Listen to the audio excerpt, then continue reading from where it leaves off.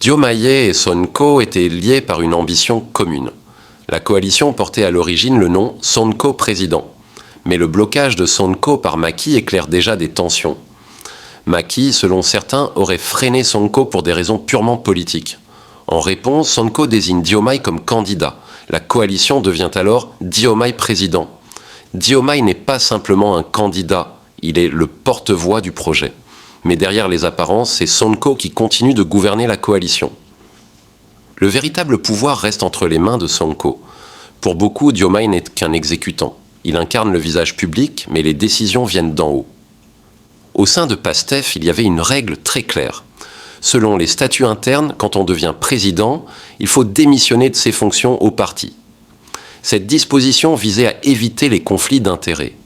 L'idée était de bien séparer le pouvoir de l'État et celui du parti. Cela pouvait aussi prévenir la concentration de pouvoir. Mais aujourd'hui, cette règle semble menacée. Diomaye envisage de promouvoir Mimi Touré à la tête de la coalition. Or, Mimi Touré n'est pas de PASTEF, elle appartient à un autre courant politique. Pourquoi Diomaye s'intéresse-t-il à elle ? Est-ce une stratégie pour s'émanciper de Sonko ou bien un moyen de consolider son propre pouvoir ? Certains y voient une manœuvre habile, d'autres y détectent une trahison pure et simple. Le doute grandit parmi les militants. Pour eux, Diomaye dévie de la promesse originelle. La promesse était simple, porter Sonko au pouvoir. Mais maintenant, Diomaye semble suivre sa propre trajectoire. Il agit comme s'il envisageait un avenir indépendant. Un avenir sans Sonko en 2029. Car en 2029, selon les statuts, PASTEF pourrait soutenir Sonko comme candidat. Sonko reste l'âme du mouvement. Mais Diomaye joue un rôle de plus en plus important. Certains disent qu'il devait chauffer le projet pour un mandat seulement. Il devait être le catalyseur. Mais aujourd'hui, la ligne se brouille. Diomaye inspire confiance à certains. Mais sa décision de promouvoir Mimi Touré suscite la peur de trahison. Les dirigeants de PASTEF se posent des questions légitimes. Peut-on confier la direction à quelqu'un d'extérieur ? Est-ce que Diomaye renie la stratégie initiale ? Il y a un jeu d'influence sous-jacent. Diomaye consolide ses alliés. Il tisse des ponts avec des figures externes. Mimi Touré est un symbole. Elle représente le pouvoir d'un autre monde politique. Sa nomination signifierait un changement radical, un bouleversement de la dynamique interne. C'est une rupture avec l'idéologie originelle. Certains militants sont en alerte. Ils craignent que Diomaye prépare une succession à son avantage. Ils redoutent un détournement du projet, une trahison politique. Pour eux, Diomaye pourrait s'approprier le mouvement et marginaliser Sonko. Il pourrait transformer la coalition en sa propre base. L'histoire politique du Sénégal nous offre des leçons. Des alliances autrefois solides se sont brisées, des cofondateurs ont été évincés, des leaders transitoires ont pris le dessus. On pense à des coalitions passées. Quand le chef de l'État choisit un protégé pour éviter un rival, ou quand un vice-président finit par devenir le patron. Ces scénarios ne sont pas rares en politique. Diomaye pourrait être ce vice-président de papier, un homme faible, sans base solide.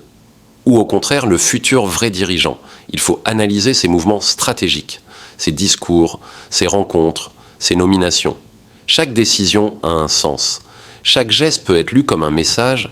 Le message à Sonko, tu n'es plus indispensable. Le message aux militants, je peux diriger avec ou sans toi. Le message à l'opposition, je suis un acteur central. Et à la population, je suis une force de changement. Mais à quel prix ? Le prix de la trahison. Serait-ce trop demander de rester fidèle aux promesses ? La trahison n'est pas seulement un mot, c'est une question de principe, une question de loyauté et de vision. Diomaye, en promouvant Mimi Touré, joue gros.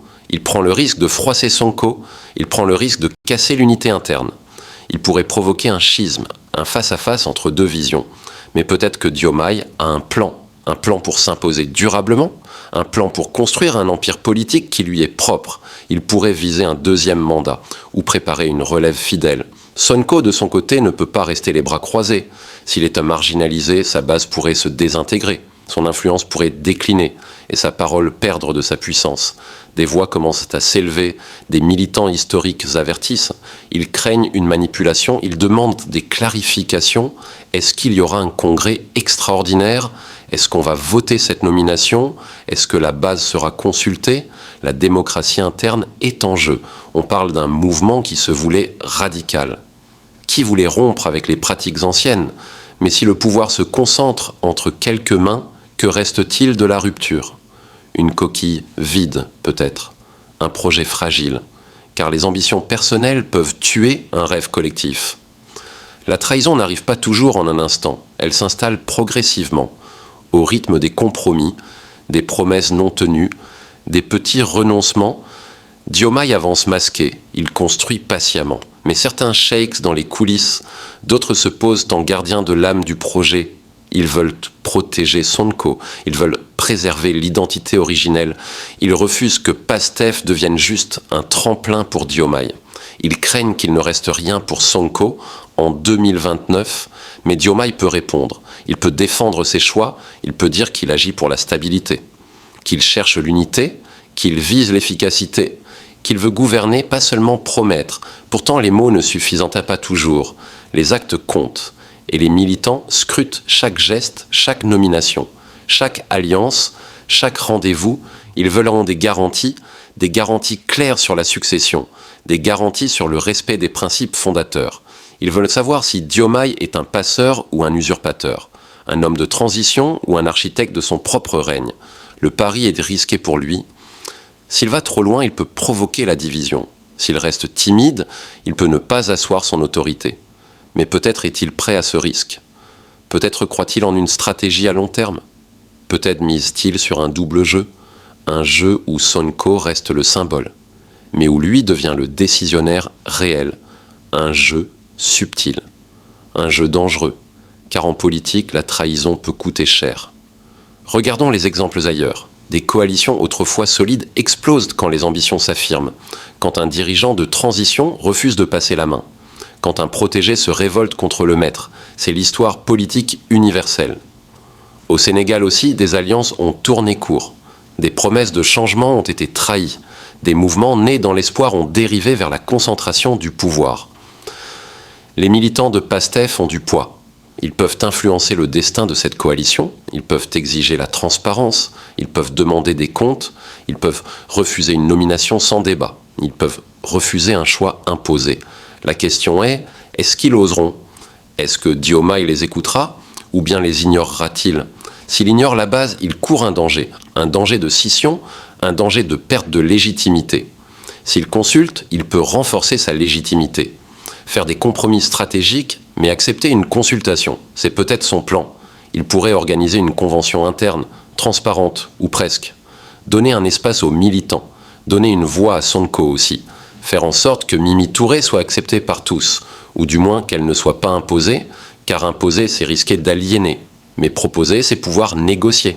Négocier un consensus fragile peut-être, mais un consensus quand même. Et dans ce scénario, Diomaye se montre habile, il avance ses pions, il teste les limites, il mesure le soutien réel, il ne joue pas tout de suite la carte finale, il garde des options ouvertes. Et c'est là que réside le danger pour Sonko. Car si Diomaye construit une relation forte avec Mimi Touré, il pourrait créer un bloc durable, un bloc qui à terme pourrait se suffire à lui-même. Un bloc qui pourrait rivaliser avec Sonko, et même le dépasser. Pour Sonko, la menace est réelle, mais il peut riposter, en mobilisant sa base, en rappelant à tous qu'il est l'architecte du projet, en repositionnant ses alliés pour garder le contrôle. S'il ne le fait pas, il pourrait être réduit à un rôle symbolique, un rôle de figure historique, mais sans pouvoir réel. Diomaye, lui, a une chance. La chance d'incarner la transition, mais aussi la chance d'être plus que ça. S'il réussit, il pourrait redéfinir Pastef, non plus comme le simple outil de Sonko, mais comme un espace autonomisé. S'il échoue, il pourrait briser le rêve et créer une fracture irréparable. La trahison, parfois, est une question d'opportunité, une question de timing, une question de courage. Diomaye doit choisir, continuer à jouer le rôle de messager ou affirmer sa propre légitimité. Le choix pourrait décider de l'avenir de la coalition, mais aussi de l'avenir de Pastef et de l'avenir de Sonko. Les militants observent, la population aussi, et l'opposition s'y intéresse, car une telle trahison pourrait être un trouble dans l'équilibre politique. On parle d'un possible tremblement de terre, d'une recomposition, d'un nouveau centre de gravité.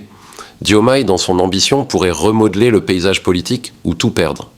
Tout peut basculer très vite. La loyauté est fragile, la confiance encore plus. Et la trahison, si elle éclate, peut faire des dégâts. Mais pour certains, la trahison n'est pas une faiblesse. C'est un pari sur l'avenir, un pari sur soi-même. Diomaye joue gros. Et l'histoire sera peut-être dure avec lui, mais peut-être aussi généreuse si son pari réussit. Le temps dira les actes aussi, et surtout la base du parti. Car sans la base, même le plus ambitieux des projets s'effrite. La trahison, pour être pardonnée, exige des preuves d'intention, des preuves de respect, des preuves de vision. Diomaye devra prouver qu'il ne trahit pas seulement Sonko, mais qu'il crée quelque chose de nouveau, quelque chose de plus grand, quelque chose qui transcende la simple coalition. La question finale, peut-il le faire sans briser ce qu'il a lui-même contribué à bâtir? Et si oui, comment? Le défi est immense, mais l'enjeu l'est encore plus. Et pour Sonko, l'ultimatum est lancé. Reste à savoir ce qu'il fera. Reste à savoir ce que la base fera. Reste à savoir si Diomaye assumera sa trahison ou si tout cela n'est qu'un jeu de façade.